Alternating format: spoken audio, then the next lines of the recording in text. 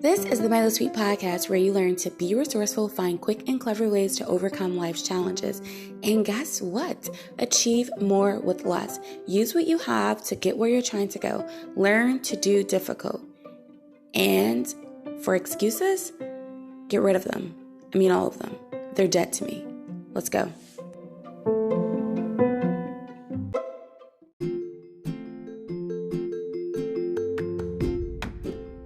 Hey, can you make my day? Please like, subscribe, share, review this podcast, and even donate. You can donate monthly. Did you know that? That would be awesome. Thank you.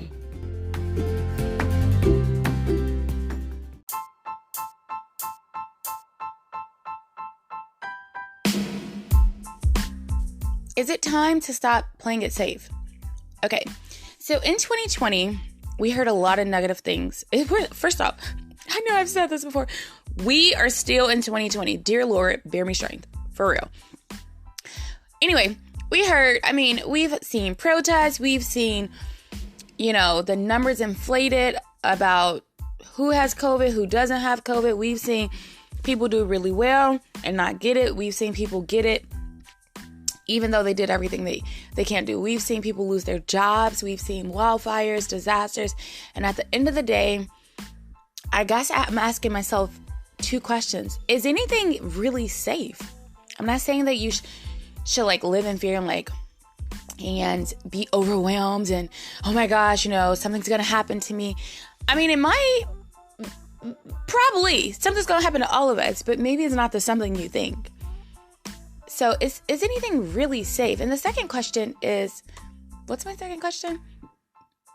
Is it time to stop playing it safe? So I just ate a cookie. It was a really good vegan, gluten-free sugar cookie. I don't know if I'm gonna share the recipe, but I will tell you, I'm definitely having a ball with this. A little new discovery for me over here because a lot of things, vegan and gluten-free, I don't want to say they're nasty, but yeah, sometimes they're nasty. They don't taste the same. So you're just I just have to live without that. But I just made, when I cook with a craving, it is delicious. When I don't, it's just, it's food. You get to eat it. Congratulations. So sorry about the breaks and me talking because I was really, I'm trying to focus on this podcast, but I'm really thinking sugar cookie. That's what I want right now. And I have a good cup of decaf coffee that I just want to indulge in. Yeah, and it's 9:00 in the morning. I'm proud of that. Merry Christmas to myself. Happy New Year, girl. Get in there. Get that sugary treat. Okay. So yeah, I'm actually still thinking about this cookie. I'm trying to be focused. So let's go back to the scheduled plan are you really safe? Is there really safety? I know that we have walls and doors and locks and we have things that make us feel safe. There's things that are calming to us. There's things that get us off the stress cycle. Great. But in 2020, things that we felt this is my safety net. Sometimes there's just no net. You might as well have just taken a chance on yourself. You took a chance. Maybe you worked for a company for 20 years and you're no longer there. Maybe you did everything right to not get COVID and you still got COVID. Can COVID come for people? I don't know. But it does feel if I did everything right, I'm frustrated if I'm ending up somewhere that I don't want to be. One of my biggest fears is that I'm going to end up somewhere I don't want to be. But sometimes I realize people plan it out perfectly and they still end up somewhere they don't want to be. Maybe your life was perfectly planned. You did what you were supposed to do. You got the degree. You paid off this. You got the status. You got the house. You got the car. You got the marriage. And y'all all stuck in the house. And now you have to get the divorce. Congratulations. No, I'm just kidding. I don't want to see that. That's not funny. I can't stop laughing now. I'm really sorry. I'm not sure what is funny to me. But I'm really tickled. Do you ever tickle yourself you? Sometimes my kids are what's your dream vacation? I'm a vacation alone? That's a dream? They're what are you going to do? I'm I will entertain myself. That's the dream. For some of y'all out there, y'all might have had a lonely year. Enjoy the loneliness, okay? When you have a family, I love having a family. They love having me. But sometimes there is no loneliness, okay?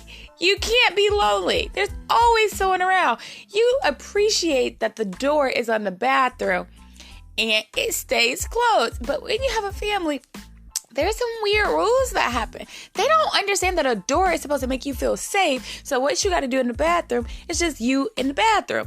They don't think that. They're like, Mom, I got a question. Like, can it wait? Because I'm doing something and it's kind of important. Yeah, I just wanted to know, could I have the last of the sparkling water? Yeah, I mean, what am I gonna say? You got me in an awkward position. I just need you to leave. Oh my God. Oh my God. No, I'm just thinking about all the times I did that to my mom. No, she got fresh out the shower. She about to go change. And you like, okay, I'm waiting. I want to ask her if I can hang out with my friends. But you know, if you ask her after she gets dressed, she gonna be more frustrated. She gonna be put together. I need to frazzle her a bit, catch her off guard. So I knock on the door. Hey, mom. You keep knocking because she like, well, it must be important. What is it? Could I go hang out with Chanel and them? She just trying to make sure she's covered. Is the towel big enough to cover everything? It's not. We had some little towels growing up. I think that like the towel size, your bath towel size is an indicator of your income. I will tell you that because we had some little bitty towels. I was like, are these the towels they get the babies at the hospitals? We need to sew our towels together to be able to work to make a towel. I'm just kidding, Mom and Dad, if y'all out there. We did have some little towels. I didn't know what a soft towel was till I became an adult. I was like, they make towels soft. I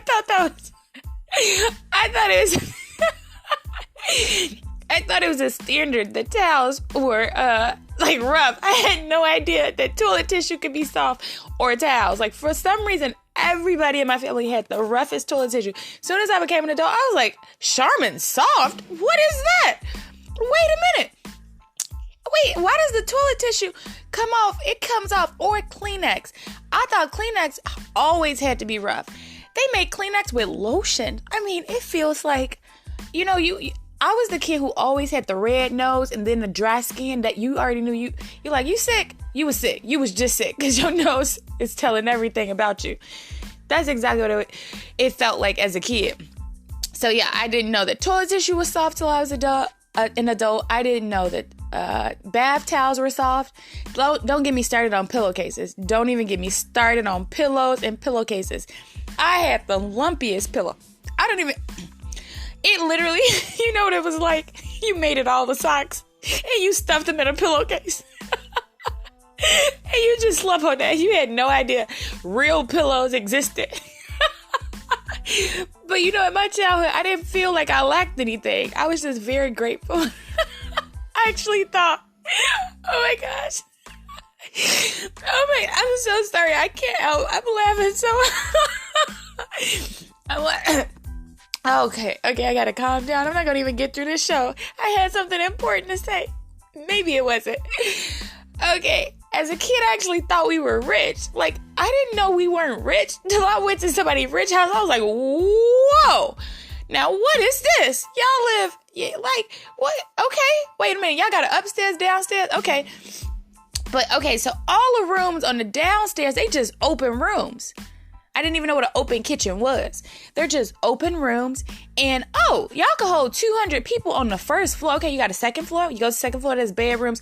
Oh, you have a third floor. There's the bedrooms on the third floor. I'm not talking about like them little townhomes that just kind of look like they chopped it up. They chopped all the boxes up and just stacked them on top of each other. No, I'm not talking about that. I'm talking about my whole family could fit in a barbecue on the first floor and bring friends. You could just have a wedding in the house. Like, oh, we all getting married. Look, yeah, me and my friend, we gonna have a wedding together. She gonna bring her husband, I'm bringing mine. We gonna all get married together. It was enough. I was like, okay, wait, people live like this? Then I realized I came home. I was kind of like, hey, Mom, I don't think we have any money. I just found out what money, you know, when you live in the hood and you see like, oh, we got a car and we can choose to take the bus. You're like, oh yeah, we living good. You know, I'm choosing the bus today. I'm choosing to get my bus card today. Yeah, I thought we was rich. I did. I didn't really realize we weren't until I grew up. Okay. Either way, so I will just say that if your kids are lacking or you feel like they lack, they probably don't even know. They really don't. And I mean, it's just social pressure, but kids, I had a good childhood. I really did. As you can see, I really didn't know. I didn't have any reference points for my lack until I got older. And by that time, I really was just happy with what I had. Okay. So is there sorry guys, totally derailed. But is there any safety? Is there true safety? I do believe that there are things that help us to get off our stress cycle. There's things that make us feel a little bit of a contentment or, we're taken care of. I think that there's some basic needs that we all need to take care of. But when you go back and you reflect through 2020, I think we're all in places we might have thought we were. We might even be in better places than we thought we could be. But I kind of feel like I saw a lot of people do things that, 6 years ago, I was like, I want to mimic everything you did. And then you end up where they're ending up where I wouldn't want to be. And vice versa. I've seen some people for 6 years do stuff that I was like, I would never do that. And they're way ahead. And by ahead, I just mean that it's worked out for them. Their decisions worked out for them. And I think that's what I mean. So safety is relative. What makes you feel safe? What makes you feel complete? What helps you get off the stress train? All these things are relative to your lifestyle and how you set it up.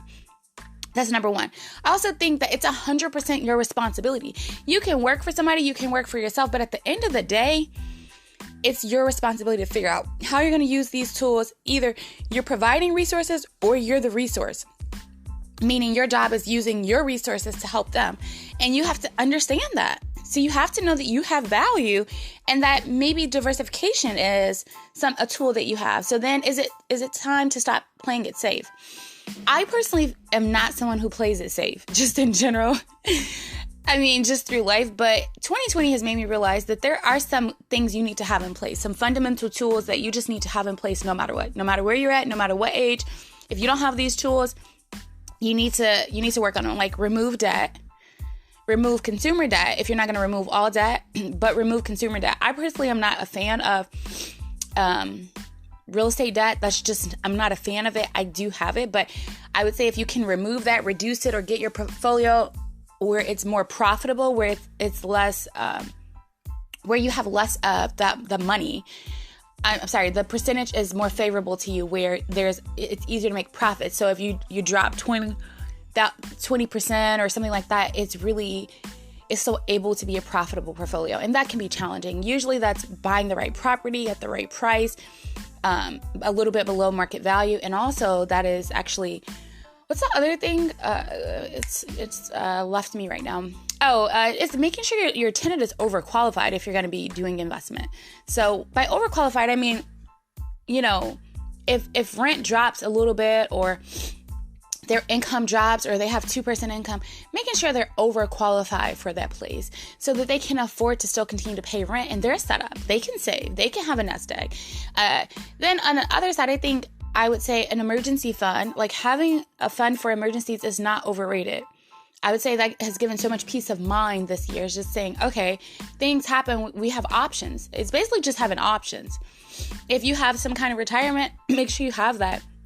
If you, and I would say cash flow, figuring out multiple ways, whether you work for somebody or not, you need to, I'm laughing so hard that my eyes, tears were rolling down. So I'm trying to wipe those right now. Okay. So even if you work for someone, cash flow, cash flow, cash flow, cash flow, cash flow. Say it with me, cash flow.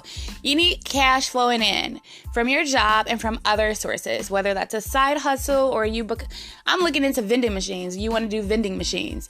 You want to do real estate. You want to get your license. You want to start figuring out how to increase your cash flow. You can also look at your utilities, look at the services you pay for in your house and see if those are the best deals. See if you're using them. See if it's the best product. Maybe changing products is going to make your life easier. Maybe, your internet isn't the best, or maybe your phone. I do love my phone service. So if you're interested in that, but sometimes it's a little outdated, just a little bit. And if you could deal with that, then it's worth the price. It's $200 for the entire year. So yeah, that happens. Okay. Now, with that being said, I think you have to ask yourself, are you done playing it safe? Because what I mean by that is we like to do exactly what everyone's done or everyone tells us to do. And then we go against our own intuition. We go against what we think. I think, look, if you're going to make mistakes that you can at least learn from. I don't want to make a mistake and somebody else taught me the mistake. It's like, why would I do that? I'm wasting my mistakes. No, I don't want to do that. So I kind of look at it like 2021, you should look at it as a year to say, okay, these are some things I need to get in order. But these are also some things I'm going to take a chance on myself on. I'm going to take a chance. Now, take your time and take chances. You can take, if you're good at taking big leaps, sure. But most people will just baby step it. And the steps can get bigger because babies grow. How they can leap and jump and run, their speed changes. So as you get kind of familiar with it, you're going to be able to go faster. But it's okay if you just go as fast as you can handle to build something else for your future, because we can wait all day for someone else to come. But I will tell you, they rarely come. They just rarely are there when you need them. I see that there's a lot of opportunity, some of the most I've ever seen. And I think it's a chance for you to say, I'm going to take all these opportunities. I'm going to take what I have and I'm going to make something with it. And I think a lot of it is taking a chance on yourself, on your ideas, your brain. Even if you're like, well, I know I want to do this, but I don't have the skill. Develop the skill. Just develop it. Don't make any more excuses. So is it time? Is there really a true safety? I mean, 2020 made me realize you could be in some of the best neighborhoods and like you're worried about your safety now. You're like, I paid this price to keep y'all out. Well, they're there. You can also think, I've given I'm really set in my company, I know, and you can get the boot. You can cancel culture is real. It's just all these variables. And I say, if you have the skills to be able to be self-made, to see it, wow, I use my skill this way and I'm making money. I think no one else can take that from you. And if for some reason that disappears, you just know to do it again. You've created a repeatable system. You've taught your kids that, teach your family that, and that is a true legacy. All right, what do you guys think? If you are tired of playing it safe and you have a great idea, you want to share with me, you can go to anchor.fm/MyLittlesweetPodcast and leave me a voice message. And please, get started on that now.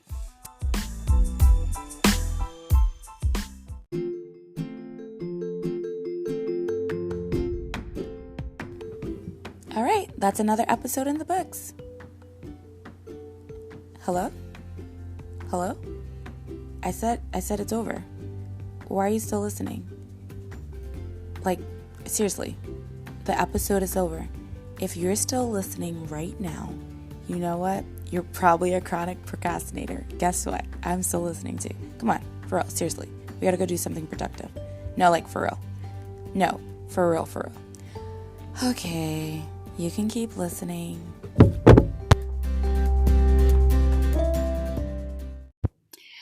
Oh my goodness. I can't believe I get to homeschool my kids. It is the best thing and I look forward to it every day. If you want that for your life, go to www.howtohomeschoolfromtheheart.com, www.howtohomeschoolfromtheheart.com. One of today's sponsors, let's get into the show.